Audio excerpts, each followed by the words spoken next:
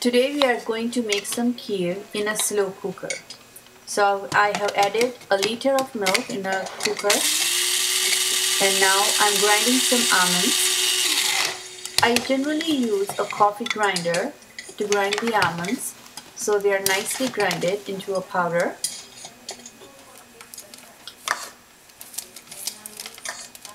And into the milk I have put a handful of rice. You can use basmati rice or jasmine rice, whichever you prefer. And we let them cook at least for 4 to 5 hours because it's a slow cooker. Now we take out the almonds in a bowl and we're going to add some milk to it. The reason we do that, we don't add the almonds directly into the slow cooker, is if you add that, it forms lump.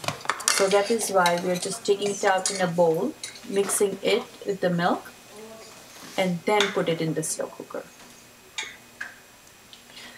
You can take 3 to 4 tablespoons of almonds according to your taste. I like the taste of almonds, so I generally take a little bit more.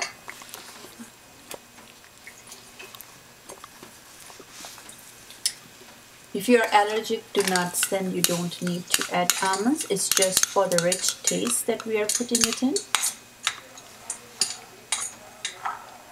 You can also add pieces of almonds or cashews if you like.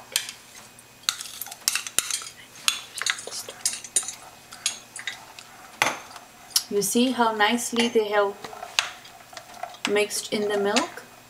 There is no lump at all.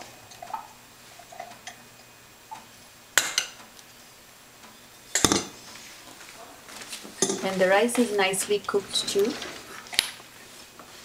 Now we are going to add cardamom and nutmeg to it. This is for the flavor.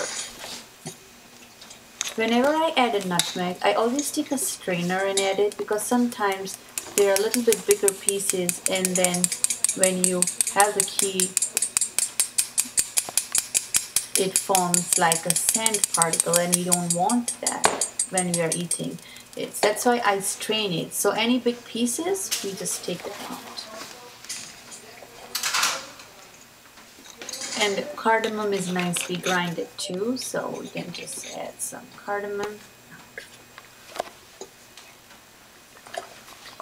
Depending upon the taste, you put a very little of nutmeg, don't put it too much. Just half a teaspoon.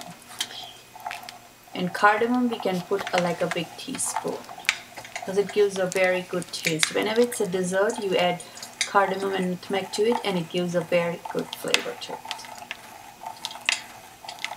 Again, we are stirring continuously so it doesn't form any lump in it. Now for its sweetness, you can either add white sugar or brown sugar. I prefer brown because it gives a good taste. So in a liter of milk, we are going to add 4 tablespoons of brown sugar.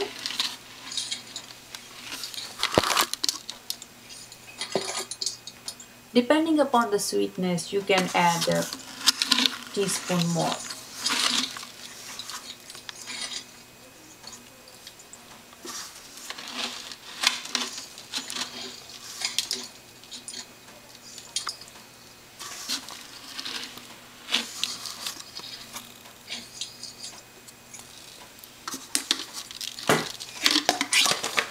If you cook the kheer for a longer time, say more than 5 hours, it burns the milk a little bit and it gives a nice brown color to it.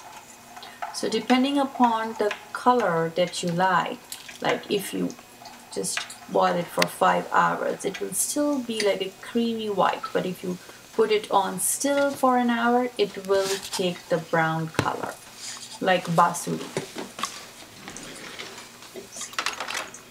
Basuri is also an Indian dessert made with milk and rice. Now we are going to add half a teaspoon of rose essence. If you like ice cream essence, you can add that too.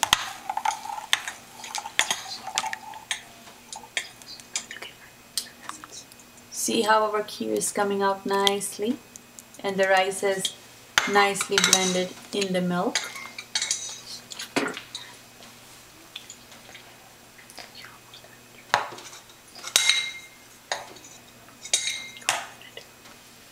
And it's ready to go.